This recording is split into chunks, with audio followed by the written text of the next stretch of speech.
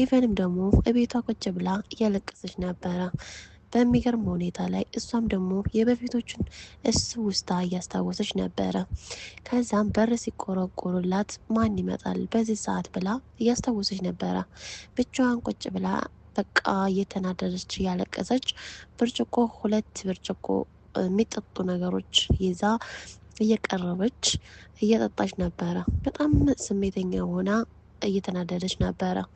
ደግሞም የሚገርም ሁኔታ እህትና ወንድም ነኝ ብላ አስታውቃ ስታበቃ አቤል ለእኔ ብቻ ነው የሚሆነው ትላለች ሮዚ። አይገርምም? እስኪ አስባችሁታል?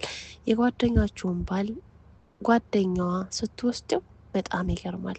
ከዛም በኋላ ሲመጣ እሱ ነው። ከዛ እሺ ብላ ትቀበልና መጣህልኝ አባቴ ትልና ትቀበለዋለች።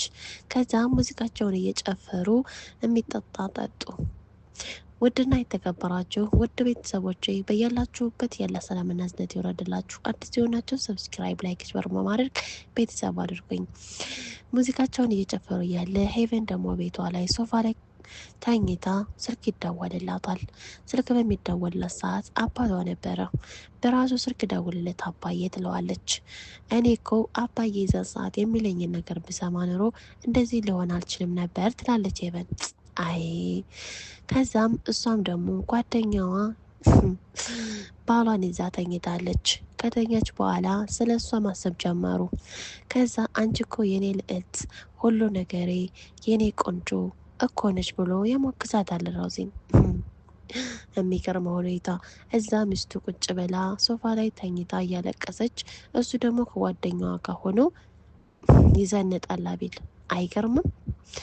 እሺ ከዛም በኋላ እሷም ደግሞ በሚገርም ሁኔታ የእሷ የምትጠላውንና የምትወደውን ሊነግራት ፈለገ አቤል። እኔ እሷ የምትጠላውና የምትወደውን ለምን ትነግረኛለህ ብላ ሮዚ ትናገረዋለች። አይ በቃ ከምትጠላው ነገር እንድትነግረኝ ይፈልጋለሁ ትለዋለች። የምትጠላው ነገር ሄቨን ውሸት ነገር አትወድም፣ እንደገና ደግሞ አላማዋን የሚያበላሽባት ሰው በፍጹም አትወድም ይላታል። ከዛም ደግሞ ስለ ምግብ ሲያነሳ እኔ ስለ ምግብ ምን አገባኝ እንድትነግረኝ አልፈልግም ትለዋለች። እሺ ይልና ታኮርፋለች። በቃ እሺ ወደ ስራ ሄድ ትለዋለች። እሺ አንቺማ እንደዚህ ደብሮሽ ሊሄድ አልችልም ይላታል። አይገርምም? ከዛም በኋላ እሱም ደግሞ እያሞጋገሰ እያቆላማመጠ ከዛ እሺ በቃ ብሎ አሳስቋት ወደ ስራ ቦታ ይሄዳል። ከሄደ በኋላ ሄቨን ደግሞ እቤቷ ሆና ሶፋ ላይ ከተኛችበት የተነሳችበትን እቃዋን ምናምኑን ታስገባባና በሚገርም ሁኔታ ስልክ ይደወልላታል። ስልክ ሲደወልላት የራሷ ጓደኛ ናት። እሷም ደግሞ ከባላ ጋር ድራ ነበረ። ከዛ እንደውም ጥሩ ሰዓት ደወልሽልኝ የምነግርሽ አለ ትላታለች። እሷም ደግሞ በቃ ተሳክቶልናል ሁሉም ነገር አቤል ትለዋለች። እሺ ሄደና እሱም ወደ ስራ ይሄዳል። እሷም ደግሞ ለባብሳ ወደ ሄቨን ጋር ትሄዳለች። ሄቨን ጋር ተደረሰች በኋላ ለባብሳ ነበረና እንዴት ነበረ ሰፕራይዙ ትላታለች። ሰፕራይዙ በጣም አሪፍ ነበረ ብላ ትነግራታለች። በቃ እሺ ትልና ወደ ሽንት ቤት ልግባ ትላታለች። ከዛ እሺ ትልና ሽንት ቤት ይገባና እንዴት ሰው ሁሉ እንደኔ ማስመሰል ይችላል ማለት ነው? ይችን ልጅ ላውቃት አልቻልኩም ማለት ነው? ከዚህ የበለጠ ምን ላደርጋት ትችላለህ? ከዚህ የበለጠ ምን ልጎዳት ትችላለህ? ትላለች። አቤት እንዴት ጓደኛዋ እንደዛ አድርጋ በዛ ላይ ባሏን በመውሰዷ አነሳትና እሷን ብደላ ምን አመጣው? ከዛም በኋላ ማስታወስ ጀመረች። ከዛ የሆነ አብረን ውጭ እንድንወጣ ነው የጠራዎች ትላታለች። ማለት የሆነ አብሮ አደገ እንድናገኘው ፈልጋለሁ ትላለች። በነገራችን ላይ አማን ተኝቶ ነበረውና ተኝቶ ሲነሳ በቃ እያሰበ ነበር ስለሷ ስለ ሄቨን። አባትሽ ትደውልለት በቃ አላወከኝ ማለት ነው እያለች ነበረ። አይ አውቅሻለሁኝ እና ለምን አልደወልክም ምናምን ስትለው አሁን ነው ቁጥርሽን ያገኘሁት ከአባትሽ ጋር ይላታል። አትዋሽ ትለዋለች። አይ እውነት ለመናገር ከ6 ወር በፊት ቁጥርሽ ነበረኝ ይላታል። እና ለምን አልደወልክም ስትል አንቺ እኮ ባለ ትዳር ነሽ እንዴት ብዬ እደውላለሁ ይላል አማን። በቃ እንገናኝ ምንም ነገር ስራ ከሌለሽ እንገናኝ ይላታል። እሺ ደስ ይለኛል በቃ አይቼ ምን ሰዓት እንደሚመች ልነግርህ እችላለሁ ትለዋለች። እሱም ደግሞ እሺ ልና ይቀበላታል። ከዛም በኋላ ጓደኛዋን ከመጣቻት በኋላ አብረን እንድንሄድ ፈልጋለሁ ትላታለች። ሄቨን በየዋህነቷ ነው እየተጎዳች ያለችው። ከዛም እሷም እሺ ብላ ምን አይነት ነው ግን አማን ስትላት ቆንጅዬ ነው በቃ እዛው ብታይ ዋሻልም አለቻት። እንግዲህ ያው አቤልን እንዴት እንዳስታወቀቻቸው እሷ ያ አስታወሰች። የሚገርም ነገር እህትና ወንድም ብለው ሁለታቸው ፍቅረኛ ሞቶች አማቾች የሰው ህይወት ማበላሸት ሶስተኛ ህይወት ማበላሸት ማለት እንደ ቀልድ አይደለም። ከዛም በኋላ ማስታወስ ጀመሩ። እኔ እኮ ነኝ አስታወቅኩሽ ስትላት ለካ አንቺ ነሽ አይደለም እንዴ በቃ ራሳሹ ማለት ነው አለቻት። አራሳውት ምናምን ትላታለች። ከዛም ሁለታቸውም ለባብሰው ወደ አማን እንዲቀበሉ ይሄዳሉ። ሆቴል ሆነው ከዛ እንዴ ቀድመ ለምን ተገኘን? እሱ ቀድሞ አይመጣም ነበረ ስትላት እንዴ ምን ችግር አለው? ቀድሞ መገኘት እኮ ብልህነት አይደለም፣ ወይንም ደግሞ ዘገኘት መመጣት ጥሩ እኮ አይደለም ትላታለች። አይ እንደውም ልንገርሽ እንደዚህ ከሆነ ጥሩ አይሆንም ትላታለች። ማለት እንዴ አንድ ሴት ልጅ እሱ ቀድሞ መጥቶ ቁጭ ብሎ መጠበቅ ነው እንጂ አለበት ሴት ልጅ እንድጠብቀው አይደለም አለቻት። እንዴ በዚህም አባባል ልቀበልሽ አልችልም ትላታለች ሄቨን። እንዴ ማለት እንደውም ሴት ልጅ ራሷን ስትጠብቅ ውበቷን ምናምን ስታደርግ እንደዛ እሱ እስከዛ ድረስ ይጠብቃል ትላታለች። እንዴ እንዴት እንደዚህ የሰርጋችንም ቀን እኮ ወጣ ውረድ እንደዚህ ሜካፕ ምናምን እየተባለ ነበረ ትላታለች። አዎ ለኬሱም አለ አይደለ አለቻት።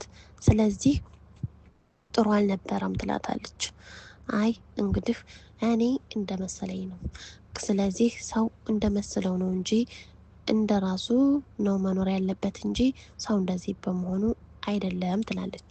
ከዛም በኋላ ላይ እሺ ባክሽ እኔ አሁን እርቦኛል ምግብ እንጥለብ ስትላት አይ እኔማ ምግብ አልፈልግም ትላለች። ይህም ብቻ የሆነ ለስላሳ ነገር ጠጣለሁ ትላታለች። እሺ በቃ እስከዛ ድረስ ሽንት ቤት ልሄድ፣ አንቺ ደግሞ አዝሽ ጠበቂ ትላታለች። እሷም ደግሞ በሚገርም ሁኔታ እሺ ትልና ወደ ሽንት ቤት ትገባለች። የሚገርም ሁኔታ ሚስቱ እዛ የተጨነቀች፣ እሱ ደግሞ ለፍቅረኛ ይደውላል አቤል። አይገርምም? እሷም ደግሞ ስልክ ሳታነሳለት ትቀራለች። ምክንያቱም በሀሳብና በጭንቀት ሞተች። ሽንት ቤት ውስጥ ሆና ማሰብና ማስመሰልና በቃ ብዙ ነገሮች መጣባት። እንዴ ምግብ ብላ ትናንትና አልበላም አስጠልቶኛል አለች። ዛሬ ደግሞ እኔ አልፈልግም ብቻ ለስላሳ ነገር ነው ፈልገው አለች። እሱም ደግሞ አቤል ደግሞ ልጅ እንደሚወድ በጣም ጉጉት እንዳለው ስለነገራት እንግዲህ ከእሷ ጋር ያለውን ነገር ከዚህ በላይ የሆነ ነገር ጎድተናት እሷን ልቧን ከሰበርን በኋላ እኔ እና አንቺ ደግሞ ልጆቻችንን ወልደን አብረን እንኖራለን ይላታል። እንዴ የልጅ ጉጉት መኖርህን እስከዛ ድረስ አልነገርከኝም አለችው። እንዴ ከምንም በላይ ነው ልጅ የምፈልገው ይላታል። እሷም ደግሞ በጣም ይገርማትና እንዴት እኔ ማወቅ አልቻልኩም ማለት ነው ትልና ማሰብ ጀመረች። ከዛም እሽንት ቤት ውስጥ ሆና በቃ እንደዚህ ያለችበት ምክንያት አርግዛ ነው አይደለ ትላለች። ከዛ ስልክ ይደወልላታል። አቦ ይሄ ደግሞ ምን ሊያደርግ ነው የደወለልኝ ትላለች። ከዛም ማሰብና መበሳጨት ጀመረች። እሱም ደግሞ ሞና ነው የማታነሳው እያለ ያስባል። እሺ ከዛ በኋላ ትደውልለታለች። እንዴ መሆነች ነው የኔ ፍቅር ይላታል። ምንም አልሆንኩም እናት አይደለ ምንድን ነው ስልክ ማታነሺው ይላታል። ከዛች ከስስት ጋር ነኝ አለችው። እንግዲህ በሚገርም ሁኔታ ላይ እሷም ጥሩ ሚስት ተቀምጣ መጥፎ ሚስት ማግባት ማለት እንደዚህ ነው። የሚገርመው ሁኔታ የሄቨንን ህይወት እየተጫወቱባት ነው ያሉት። እህትና ወንድም ነን ብለው ፍቅረኛሞቾቹ ነው። ከዛም በኋላ እና ከማን ጋር ሆናችሁ ነው ልምጣልሽ ስላት አይ ምንም ነገር አያስፈልገኝም ትለዋለች። እሺ ብቻ የሆነ ሰው ያብሮ አደጌ ነው ብላ እዛ አብረነን ያለ ነው ትለዋለች። እንደዛ ነው እሺ ይላታል። ከዛ የሆነ ቴክስት ነገር ላክላት ትለዋለች። ኦኬ ልና እሱም ደግሞ ቴክስቱን ይቅርታ በጣም ስራ ስለበዛብኝና ቢዚ ስለሆንኩ ነው ብሎ ለሄቨን ይነግራታል። ለሚስቱ የሚገርም ነው። አይ ሴት ልጅ የዋህ በመሆኗ የተነሳ ከዛም እሷም ደግሞ በቃ እሺ ምንም አይደለም ምግብ በልተሃል ወይ ብላ ቴክስት ጽፍለታለች። እሱም ደግሞ በጣም የሚገርም ሁኔታ አማንን እየጠበቁ ስለነበረ አማን ደግሞ ይመጣል። አማን ደግሞ ከመጣ በኋላ ሄቨንን ሰላም ይላታል። ከዛ ሮዚ ደግሞ እጇን እንደዘረጋች ከርፈፍ እንዳደረገች እሱም ደግሞ የእሷን ሄቨንዬን እቅፍ አድርጎ ሰላም እያላት እሷም ደግሞ ታዝባ እንዴት ሰላም አይለኝም ብላ ትተዋለች። አይገርምም? አንዳንድ ጊዜ ከኋላ የሚመጡ ሰዎች ጀርባችንን አውቀው ሊጥሉን ይችላሉ። እንግዲህ እሷ ደግሞ አብራችሁ እንድትጣበሱና እንድትነጋገሩ ትላለች ሄቨን። በቃ አንቺም ደግሞ በአማን ትተኪ ትችላለሽ ስላለቻት እሷም ደግሞ ለዛ ነበረ።